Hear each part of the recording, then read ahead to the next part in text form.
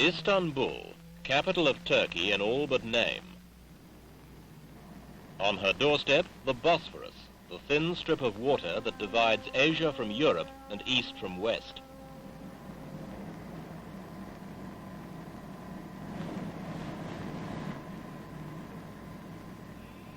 Her people and her religion come from the Asian shore. For 500 years, the teachings of Muhammad have dominated Istanbul. Today, this city, where once strutted the legions of Rome, is graced by the finest mosques of all Islam.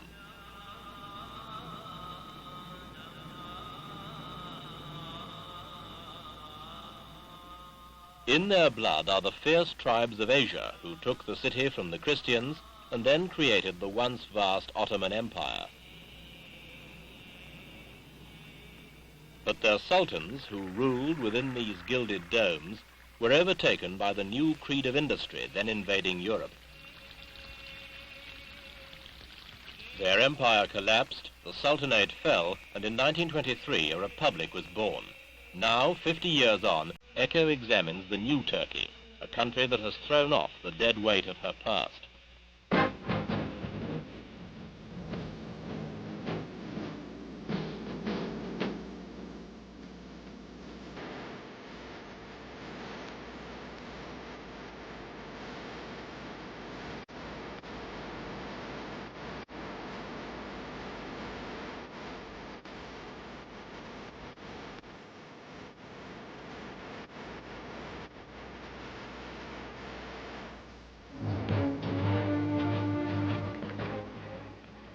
Turkey's republic has been dominated by one man, Mustafa Kemal Ataturk. When he died in 1938, he had already laid the foundations of modern Turkey. An iron man, he raised the revolution, expelled an invading army, and in 1923 proclaimed the republic. Few men have so dominated the destiny of their country. As a dictator, he imposed parliamentary democracy, the separation of state and religion, the emancipation of women, and a rigid constitution guaranteeing individual freedom. Above all, Ataturk was a soldier. To this day, his most jealous guardians are the army. They see themselves as the protectors of his ideals and the guarantors of the revolution he began.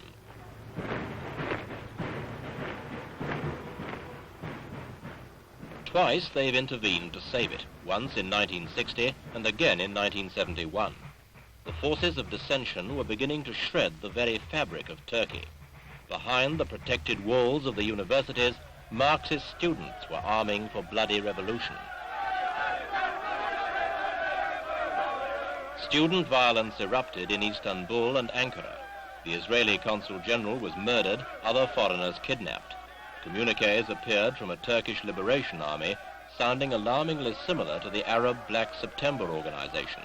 The Turks, who detest public disorder, had had enough. And so had the army. The General Staff imposed martial law, isolated the men of violence, and demanded a new government that would enforce order in the streets and social reform in Parliament.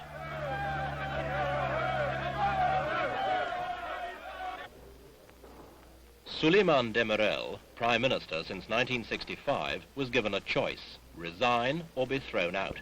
He chose political survival. But the new government would still be civilian. The army was unwilling to become a junta.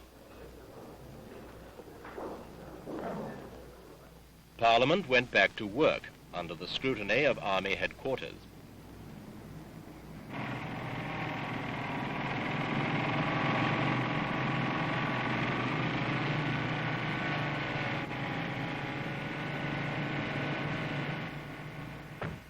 Standing between the military and an indecisive parliament was 70-year-old ex-soldier President Cevdet Sunay and the grand old man of Turkish politics, İsmet İnönü, once Ataturk's right-hand man. Through them, the army laid out a program of reforms to be carried out before a new election in 1973. But even under pressure, Parliament refused to be browbeaten. The reforms were to take nearly 3 years and 3 prime ministers to carry them through. Cevdet Sunay was a tired man when his term of office expired in March this year, but the army saw him off in style.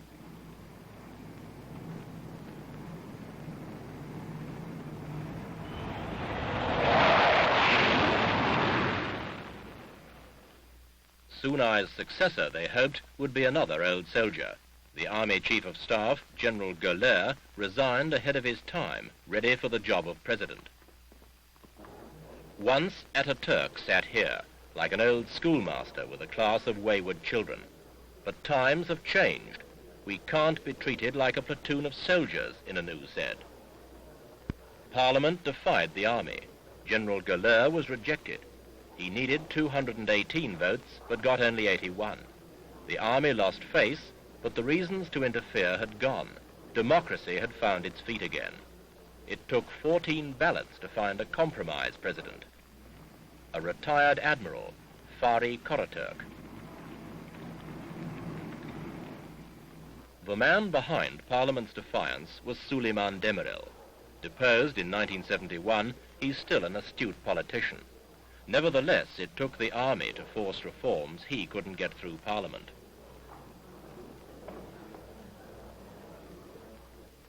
The Marxist revolutionaries who precipitated Demirel's downfall are still on trial.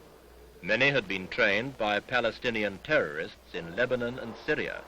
They had hidden masses of Czech arms, explosives and uniforms under university buildings.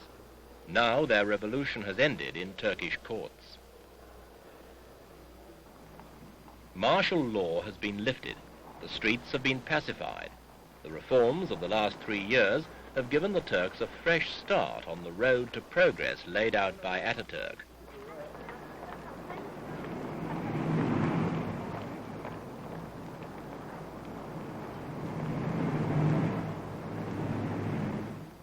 Turkey's democracy has survived its severest test.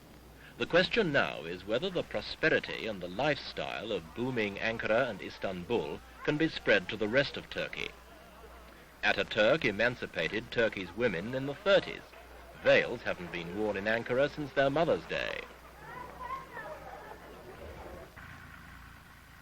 But out in the countryside, where 6 out of 10 Turks live, old traditions are still powerful. 50% are illiterate. The prosperity of the cities has not yet reached them.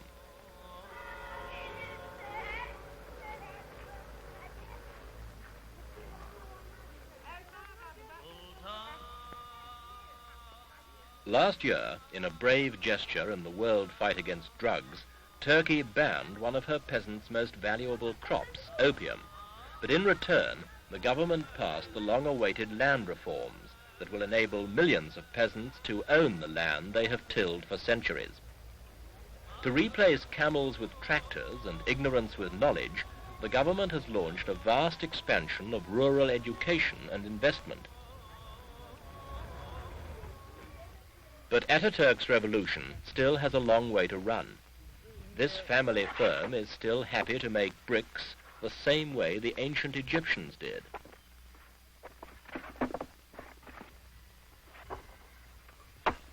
The elders are content with the old way.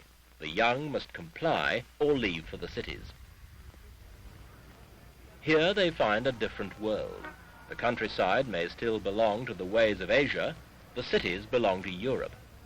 Turkey sees herself economically a part of Europe. She would like full membership of Europe's common market by 1995. Already, 500,000 of her young men work there. The Turks are proud of being the cultural, economic and geographic link between Asia and Europe. If Europe's common market is eventually to achieve political unity, Turkey's presence within the Union would have a profound effect on its attitude to the rest of the world.